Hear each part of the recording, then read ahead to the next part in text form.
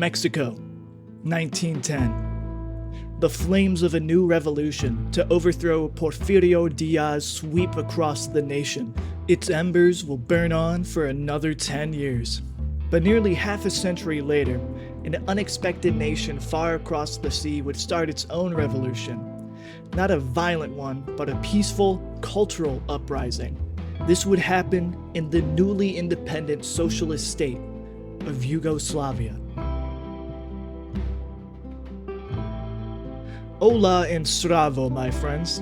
Today, I thought I'd try something different from my previous video. Instead of reviewing a game, I thought it'd be interesting to dive into an interesting piece of history. How Mexican cinema and music found a home in Yugoslavia. And at the center of this story is one man, Josip Broz Tito, and the liberation of his homeland.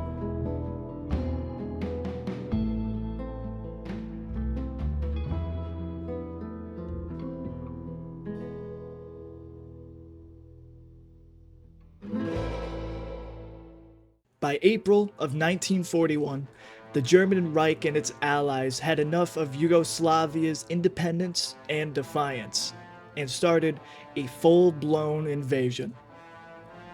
The Royal Yugoslav Army, outnumbered, ill-equipped, and surrounded on all sides, was quickly overwhelmed. The defense only lasted 10 days. The royal family fled while their kingdom was divided up between the Axis powers. Maybe the existence of a unified South Slavic state would only be a blip in the pages of history. But as we all know, with every "it's Jover," there's always another "we're so Barack." What a stupid joke. Enter Tito, and with him a partisan movement that would turn scattered uprisings into a national liberation. In the forests, mountains, and bombed-out cities of Yugoslavia, workers, peasants, men, and women would fight for their homeland.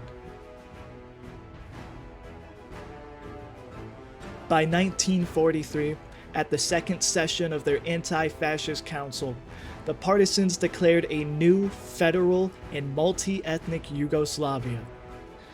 The Allies took notice, shifting their support from the royal government in exile and other rebel groups to Tito's forces.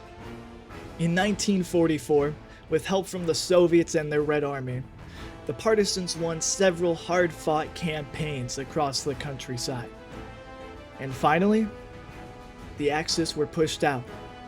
By 1945, the Serbian-led monarchy was finished. Now, a socialist federation emerged from the wreckage, and Tito stood at its helm. The myth of liberation, of ordinary people taking arms to defend their homeland, was now baked into the Yugoslavian identity. However, even the closest of allies can turn against you.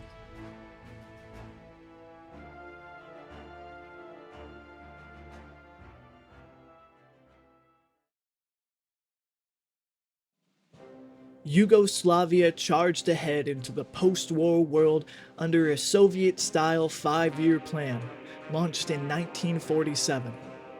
It promised new power stations, mines, rails, development tailored to Yugoslav needs, not just the Soviets' priorities. But Tito's ambitions were even bigger. Belgrade pushed for tighter control in Albania, economically and militarily. With Bulgaria, Tito and their leader Dimitrov floated the idea of a greater Balkan Federation. And in Greece, Yugoslavia backed communist insurgents even as the Soviets, mindful of a deal made with the West, held back. For Stalin, this was not communism. It was defiance.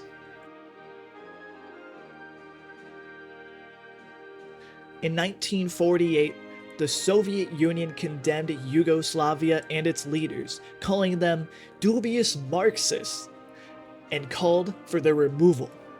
Advisors from the Soviet military were sent home, trade was destroyed, and tens of thousands were swept up in a purge. Even the United States got involved, sending loans to Yugoslavia and backing it for a seat in the United Nations.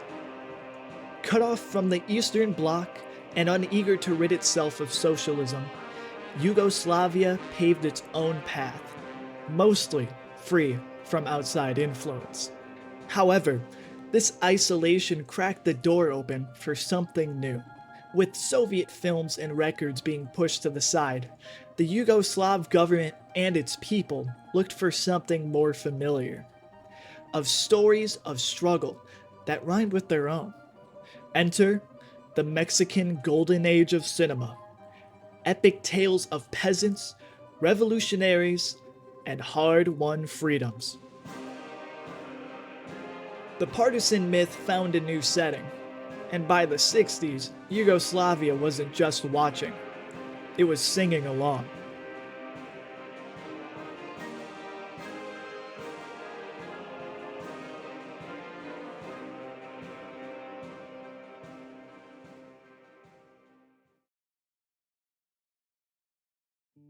One of the first and most popular of these films shown was 1950's Un Día de Vida. In its home country of Mexico, the film largely went unnoticed. However, in Yugoslavia, the movie became an instant classic due to its somber tones and its revolutionary themes, reminiscent of Tito's partisans. With the success of Un Día de Vida and other films, imitation was inevitable.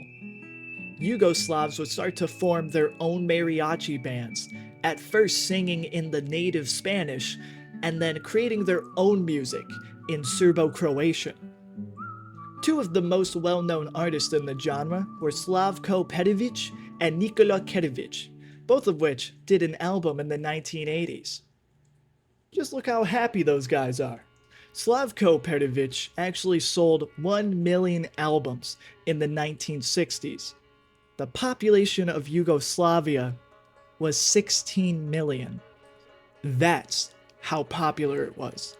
Sadly, by the 1970s and 1980s, the Yu-Mex wave really dried up. Tastes shifted towards newer music like pop, rock, and metal due to an ever-increasingly open Yugoslavia. Yu-Mex didn't completely disappear, so much as settle into nostalgia, rarely popping up with a radio request or the drunk partygoer. Proof that anything can truly stand the test of time.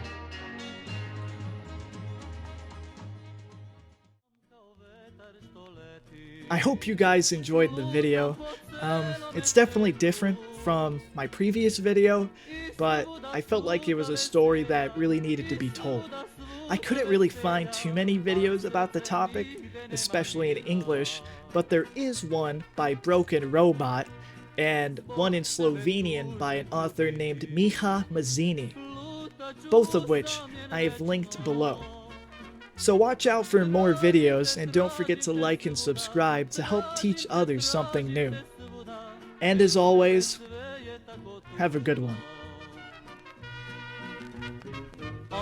Kada jednoga dana osjetiš bol srca moga, sjeti se ljubavi moje.